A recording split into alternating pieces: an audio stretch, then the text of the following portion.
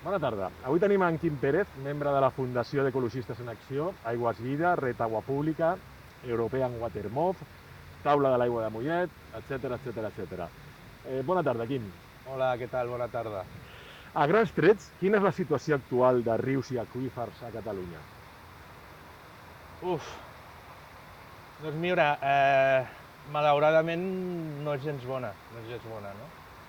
Ara no fa gaire ha sortit un document que treu l'Agència Catalana de l'Aigua, que és la responsable a Catalunya de totes les qüestions relacionades amb l'aigua, sobretot amb els ecosistemes fluvials, i en aquest document doncs, deia que un 68% de les masses d'aigua a Catalunya estan en mal estat ecològic. No? Vull dir que és una dada molt preocupant i a més,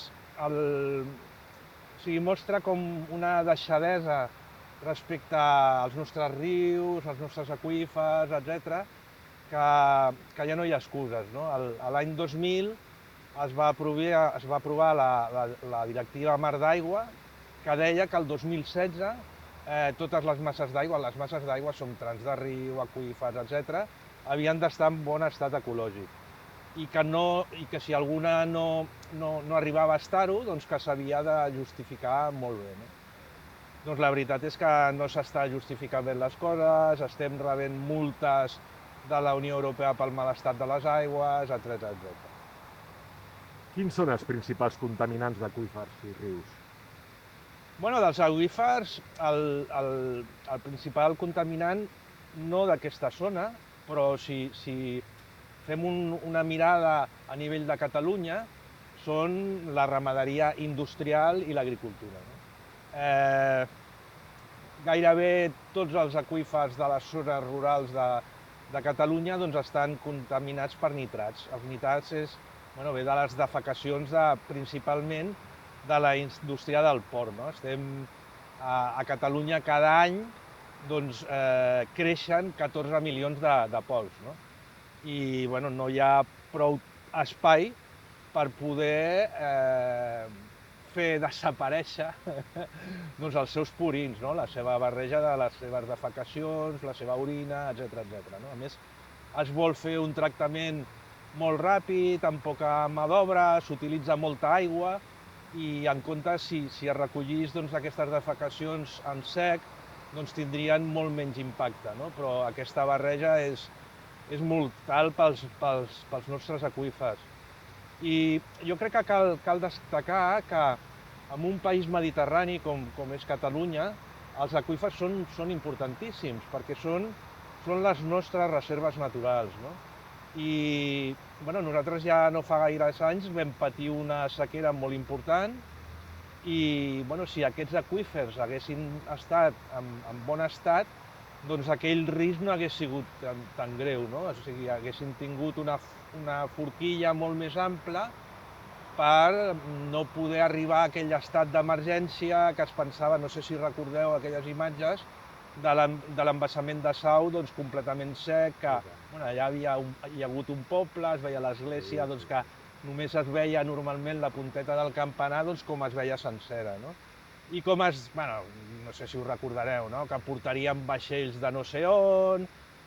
I és que tallar l'aigua a tot el que seria l'àrea metropolitana de Barcelona seria molt greu perquè com està tot tan enxarxat, després hi ha uns efectes que expliquen els enginyers que quan es torna a obrir hi ha el que és l'efecte Ariet que rebentaria totes les canonades. No? O sigui que estàvem en un moment molt preocupant.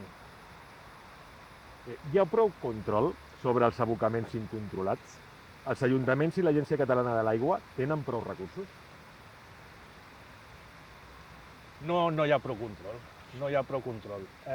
Jo crec que de la part agrícola ja hem parlat una miqueta, aquí que estem doncs, al Vallès Oriental, a la conca del Besòs, doncs podem anar una miqueta cap a el que serien els residus o la contaminació urbana.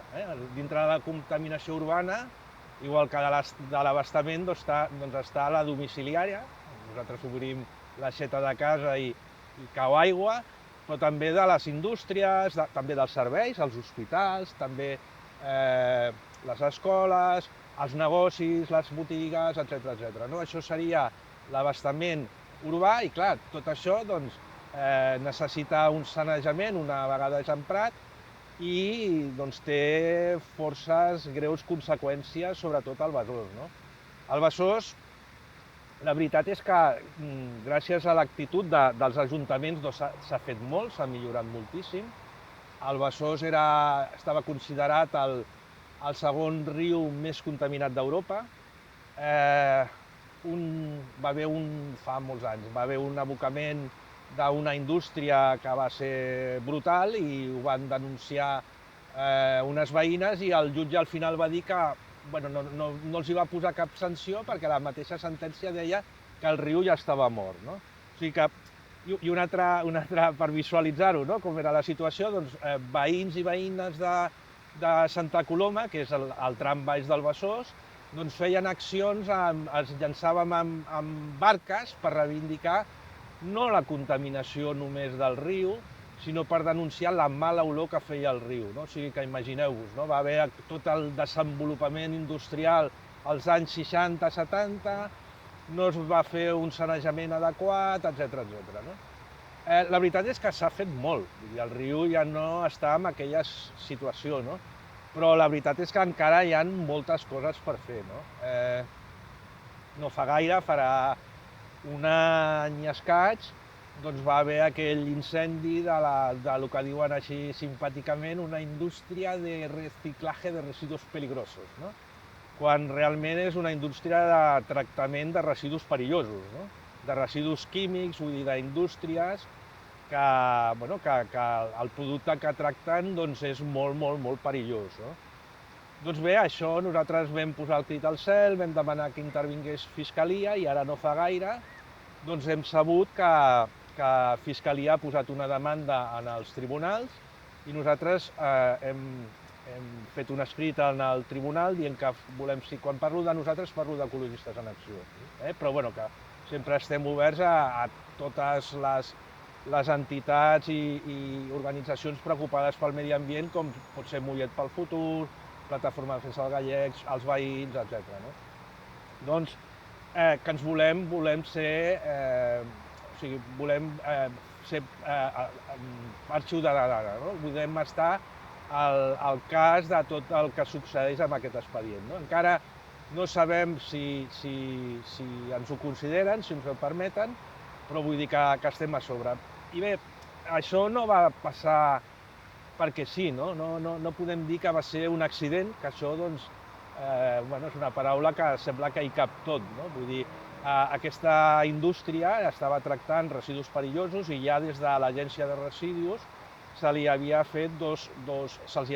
obert dos expedients, un perquè estaven tractant més residus dels que estaven permesos, del permís que tenien, i un altre sobre la traçabilitat. No? La traçabilitat, a veure, sembla que no sigui res important, però vol dir que ja hi havia residus que no se sabia d'on venien. No?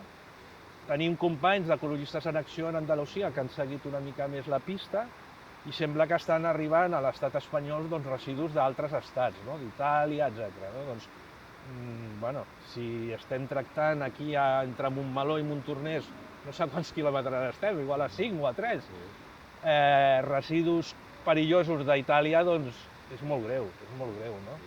Després l'impacte que va tenir va ser brutal, no? Un que nosaltres l'hem denunciat, però tant les administracions com els tribunals, els tribunals ja ho veurem, però és com difícil de demostrar-ho, no? A l'aire i al mar hi cap tot, no? Vull dir, aquells dies la meva filla mateix anava a treballar i des de l'estació de Mollet em va trucar, papa, que surt una fumarada bestial, i després, tots ho sabem que van tancar, van confinar, com ara amb la pandèmia, no? Però perquè la gent no sortís al carrer, no? A Montornès i a Montmeló, doncs es va fer un confinament. Això vol dir que la contaminació atmosfèrica va ser molt greu, no? Però no hi ha dades del que va passar, no et pots demostrar, perquè clar, com a l'aire és molt gran, l'atmosfera és molt gran, doncs no ho podem demostrar. Però sí que en el riu va tenir un impacte molt greu. Un impacte molt greu que va acabar amb la vida absoluta la vida piscícola des del punt de... des d'aquest... és a Montmeló, tocant a Montornès, no? O és Montornès, no? És Montornès, però està tocant a Montmeló, no? Doncs des d'aquest punt fins a baix van morir tots els peixos, no? I fins i tot hi havia espècies doncs, que no és com la carpa, no? Que quan a tu et diuen que en un riu hi ha carpa, dius, vale, la carpa ho aguanta tot, no? Però hi havia barb de muntanya, hi havia anguiles, vull dir, hi havia ja espècies doncs, que necessiten una certa qualitat de l'aigua, vull dir que s'havien fet molt bé les coses, no? Fins i tot la llúdriga, s'havien detectat pitjades de llúdriga riu avall. També haig de dir que no fa gaire han trobat una llúdriga molta per la desembocadura, no? Bueno, doncs res, que va ser un desastre ecològic molt important, no? I esperem que això tingui conseqüències, i ha de tenir conseqüències no perquè vulguis mal a ningú, sinó perquè hi ha moltes indústries en aquesta zona i no es pot tenir manga ampla amb això, perquè poses en joc no només la vida piscícola, la qualitat de l'aigua, hem de saber que a Sant Adrià del Besòs es capta aigua per ús de boca. O sigui, hi ha 7 hectòmetres cúbics es dediquen perquè la gent els begui. Després hi ha altres pous, la cubeta d'Aiosta, etc., que poden servir també com una garantia d'abastament en una època de sequera. Si això està contaminat, doncs també ens afecta a nosaltres mateixes. Vull dir que afectes a la biodiversitat, afectes a la natura, però també afectes a la supervivència de les persones en cas de tenir algun risc.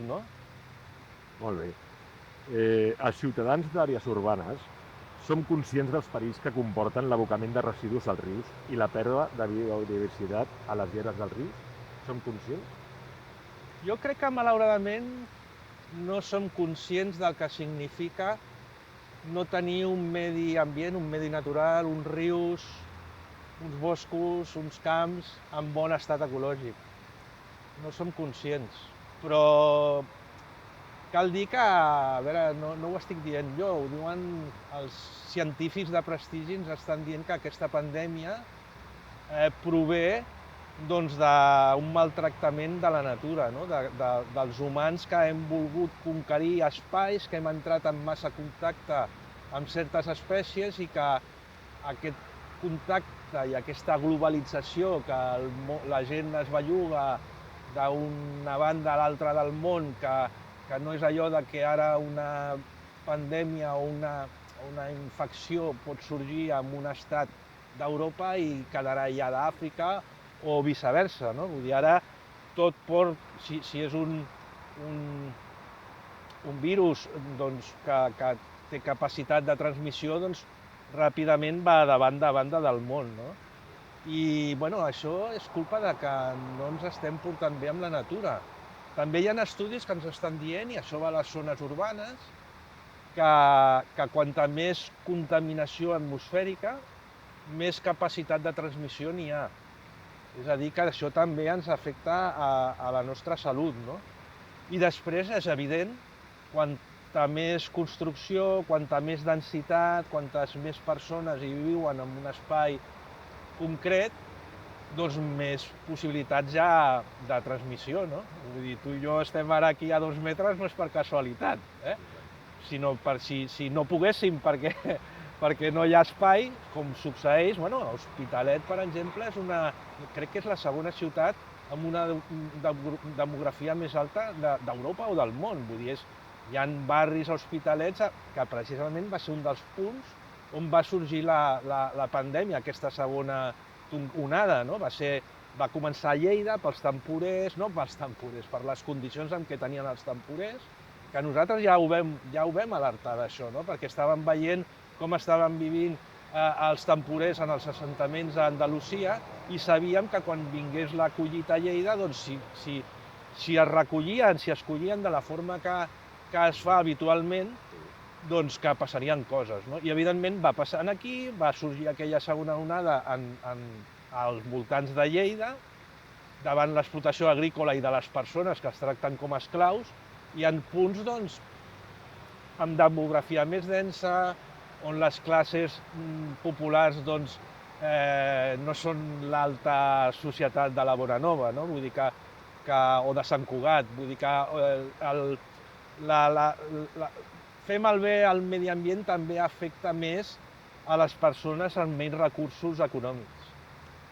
Les lleres dels rius són un lloc d'esplai per a la població o s'haurien de reservar per complir la seva funció ecològica? A veure, nosaltres tenim Hem de jardinar els rius? Jo, si em permets, a veure, deixa'm que comenci per una altra banda, ¿vale?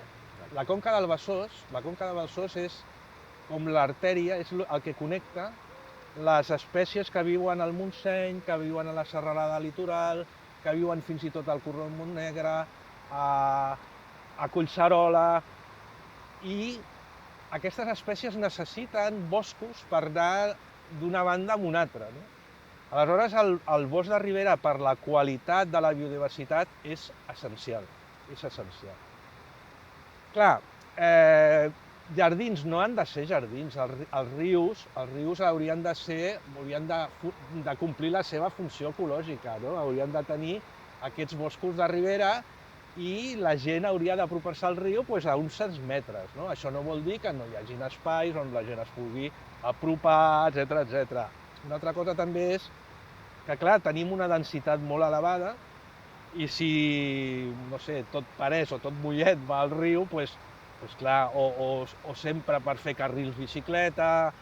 És que amb els carrils bicicleta, jo que soc de Mollet, hi ha un tram que és que no pots ni passar caminant, no? Perquè, clar, a veure, els ciclistes tampoc tenen un altre espai per on anar, no? Però havia d'anar per fora del riu, no? O sigui, jo crec que són coses compatibles. El que passa que com hem volgut aprofitar urbanísticament la riquesa de les planes fluvials, que eren les planes on es conreava, les més riques pel conreu, hem volgut portar fins a la vora del riu per especular amb el terreny i convertir-los al sòl d'agrícola a industrial o urbà, doncs hem arribat fins a la llera del riu, no?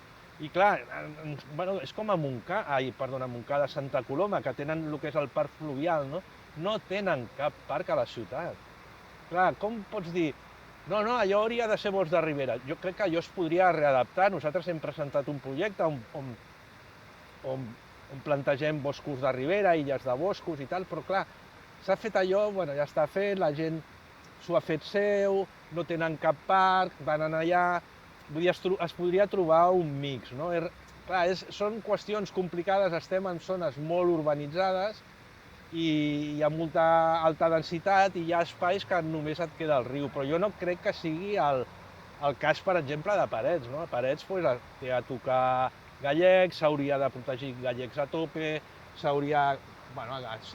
aquest tram seria preciós amb un bosc de ribera i aquí la gent, des del pont, segurament podria fotografiar moltes espècies d'ocells, la gent de les escoles podria venir a aquest pont i que veiessin els nens els diversos ocells, les diverses aus, etc. I jo crec que aquesta riquesa s'ha d'aprofitar, és que és qualitat de vida. Malgrat ser un bé essencial per la vida i que el juliol del 2010 la ONU va reconèixer l'accés a l'aigua com un dret fonamental, la gestió de l'aigua a Catalunya en un 80% és privada. Per què Catalunya és un paradís per l'especulació amb l'aigua? La història ve de lluny, no? Fa molts anys que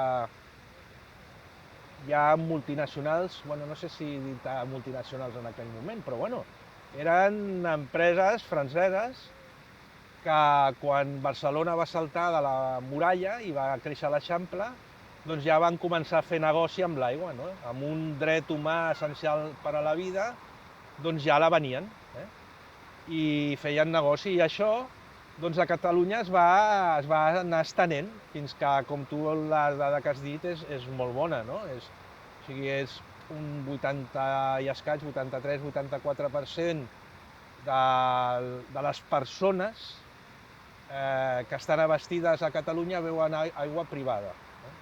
També és cert que a les zones on hi ha més gent, doncs la gestió és privada perquè surten millor els números i les multinacionals poden fer negoci, no? Tu si te vas per poblacions doncs, de la ribera de la Noguera Pallaresa, o sigui, per la província de Lleida, doncs una gran majoria de municipis doncs, la gestió és pública, no? Les pèrdues les socialitzem i quan hi ha guanys milionaris, pensem que, jo no sé les dades de Parets, no? Econòmiques, però sí que conec una mica les de l'àrea metropolitana de Barcelona, i l'empresa mixta actual, que hi ha un 85% privat, està guanyant una mitjana de 34 milions d'euros anuals. No? I ara s'està plantejant una venda amb una altra multinacional, que és Veolia, la que hi ha ara és Agbar. Agbar és 100% capital francès, suez, i l'altra gran multinacional és Veolia. No? I s'està parlant doncs, d'una venda de les accions del negoci de l'aigua a Barcelona cap a Veolia. No? També cal dir que d'aquest 80% que parlàvem, doncs un 80% del privat és d'Agbar. Parets és Casà i un 80% o 74% és d'Agbar. I ja, si no ha canviat, perquè jo sé que van fer una OPA i no sé si han aconseguit el 100%, sé que hi ha una part que s'ha de reservar l'Ajuntament de Sabadell, no sé si encara la té, no? Però la tendència que tenia Agbar era en fer-se en controlar l'aigua que abasteix doncs, Sabadell, Parets i crec que Bellaterra i algunes altres poblacions. No? I amb això, amb un dret humà essencial per a la vida, doncs, fan un negoci espectacular i gràcies als moviments socials no tallen l'aigua a les famílies en situació de vulnerabilitat. Hi va haver una ILP que vam recollir moltes signatures i vam aconseguir que el Parlament, per una majoria, aprovés doncs, que abans que li tallin l'aigua a una veïna a Parets, doncs Casa ha d'anar a l'Ajuntament, als serveis socials i preguntar quina és la situació d'aquella família, no? I els serveis socials doncs, ha de dir si aquella família no es pot tallar o simplement no ha pagat per esport, no? Aquella família. Aleshores, clar, és comprensible que sigui una gestió privada o pública, doncs no s'ha de donar de forma gratuïta l'aigua perquè té uns costos, vull dir, la captació, la transferència, la potabilització, després l'abocament en els rius, tot això té uns costos i tu has de pagar aquest servei, no? I aleshores aquest servei s'ha de pagar, doncs les famílies que tenen més diners doncs han de pagar quotes més elevades, no? I les famílies que tenen menys, doncs quotes més baixes. Les famílies que consumeixen més, que tenen piscines, que tenen jardins de gespa i que volen tenir gespa a l'agost, doncs han de pagar l'aigua més cara, i la gent que mira amb la palangana de no gastar aigua, que aprofita l'aigua de la dutxa per després tirar-la al vàter o vés a saber per què, doncs aquesta gent ha de pagar l'aigua molt més baixa o fins i tot hauria de tindre un mínim vital gratuït. Molt bé. Si fem cas del mantra que ens diu que la gestió privada sempre és millor que la pública, podríem dir que les xarxes de distribució gestionades per empreses privades són més eficients que si fossin gestionades per empreses públiques?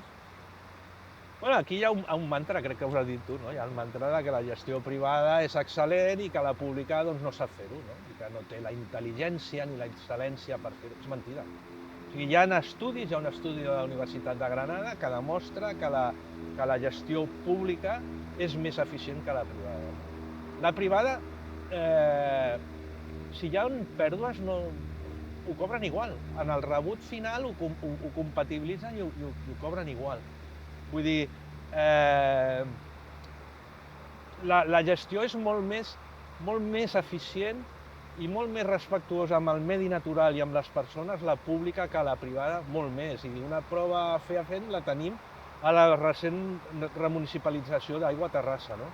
El primer que van intentar és que no es tallés l'aigua a ningú. Mentrestant, el lobby, la patronal de l'aigua privada estava pressionant en el Consell de Ministres perquè els donés mà ampla per tallar l'aigua, no? Quan totes sabem que amb la pandèmia el que ens estaven dient que ens havíem de rentar les mans, que la roba la rentéssim molt, vull dir que l'aigua era superessencial, no? Doncs, Doncs la patronal volia tenir en les seves mans la capacitat de poder tallar l'aigua, no? Per sort, una de les mesures, una de les coses bé que es van fer durant la pandèmia doncs, va ser prohibir aquests talls, no? Però van aconseguir...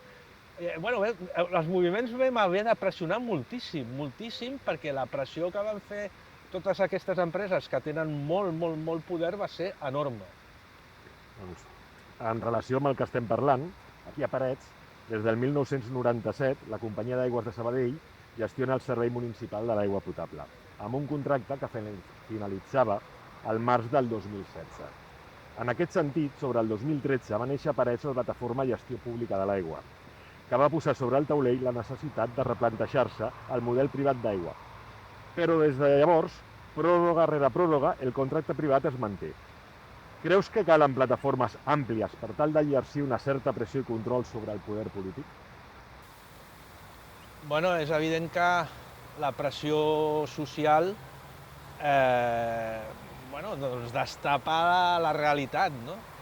Jo estic segur que molts veïns i veïnes de Parets doncs, desconeixen que quan obren l'aixeta doncs, estan pagant la publicitat d'Akbar, allò que surt quan acaba el telenotícies o quan senten la ràdio, doncs tota aquella publicitat que fan de la gestió responsable i tot això, doncs cada vegada que obren l'aixeta l'estan pagant, no? O sigui, darrere